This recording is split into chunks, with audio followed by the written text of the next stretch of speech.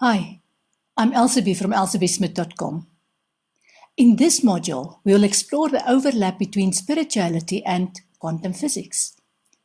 We'll discuss what stardust is and what our human bodies have in common with stars, how we are really made of stardust. We will learn about quantum entanglement, where one electron crosses the path of another electron. We'll investigate the Heisenberg uncertainty principle, which explains the link between momentum and position, and how that is reflected in spirituality. Does quantum tunneling explain how spirits can walk through solid objects? How does quantum superposition, where particles are particles and also part of waves, impact on spirituality? Finally, we'll give some attention to how you can use the process of creation to grasp waves and turn them into particles as part of your creative journey. Here's a question for you. Do you believe there is a link between spirituality and science? Do you think that science can explain spiritual concepts? I've already in a previous module referred to the void and how you can access the void by means of meditation. I've explained how you can improve your creativity by accessing the void and downloading creative thoughts that you can then materialize as solutions to the issues we experience here and now. It seems that the Dalai Lama has a strong interest in quantum physics as well. And in his conversations, he discovered that in quantum physics, if you get close enough to an atom, you discover a vacuum. How does that vacuum differ from the void? Atoms have no physical structure. They are made of invisible energy, not tangible material, just like the energy I access when I do psychic readings. Our physical bodies and everything in our world are made of energy. That is one of the pillars of the connection between quantum physics and spirituality. Another similarity is that we are stardust, connected biologically to all living creatures.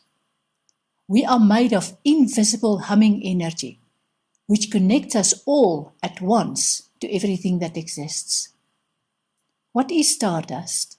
There's a beautiful description of the creation of our universe on the website physicscentral.com. I'll give you the short version here. Imagine that our universe was created a few billion years ago with a Big Bang that lasted about 3 seconds. Hydrogen was created. Then nuclear fusion happened, which allowed the 2 protons of 2 hydrogen atoms to fuse together, and helium was formed. Then a proton was added to helium, and lithium was formed. In this way, with each nuclear fusion, another proton was added to the nucleus of the cell, up to a point where the nucleus contained 26 protons, and iron was formed. Up to this point, the initial nuclear fusion process continued to form higher elements. But along the way, the process required more energy than it produced. This means that as the atoms grew larger and larger, less energy were produced, until iron was formed. Up to this point, which is how a star is formed, the star has been exploding and erupting outwards.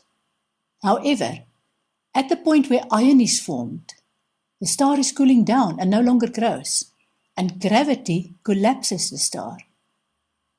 At this point, the star implodes with enough energy to immediately fuse some of the atoms into higher elements, like nickel, krypton, gold, uranium, and so on. This implosion is quick and violent, and releases an enormous amount of energy that explodes the star. The exploded remains of the star then travel through the universe and lump together with hydrogen, and the process expands and form another star. Consider the composition of our physical bodies. At least 60% of an adult body consists of water, and 11% of that is hydrogen. The rest is stardust. Most of the hydrogen in our bodies floats around in the form of water. The clever people say that about 93% of the mass in our body is stardust. that's consisting of the elements that we have in common with stars.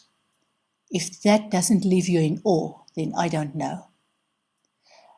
It would then make sense to me to say that whatever laws of physics at the smallest level governs the components of the universe will also govern the components of our bodies, which are reflections of our spiritual bodies.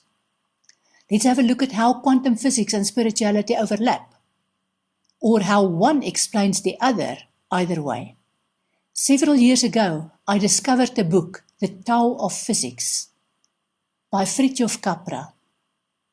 In his book, Capra brings together Eastern philosophies such as Hinduism, Buddhism, Taoism, Zen, and what he calls Chinese thought, with developments in quantum physics up to 1975 when the book was published. I was curious to learn more and did some research on quantum physics and its link to spirituality. The more I read, the more I realized that there were many things that I encountered regularly in psychic readings, which could be explained from a quantum physics point of view. Sometimes I encounter weird or to me strange ideas when I do psychic readings, and it's always encouraging when I get these confirmations from other sources where I least expect them. What became clear to me was that these ancient mystics could see stuff that made complete sense to them, and that at the time could not be proven in the physical world. As it turned out, physics worked well to explain the bigger stuff that you can see easily, such as apples falling from trees to prove gravity, or Newton's cradle to prove that energy cannot be created or destroyed, but it can change form. But as you go smaller, the laws changed, and our thinking had to change as well.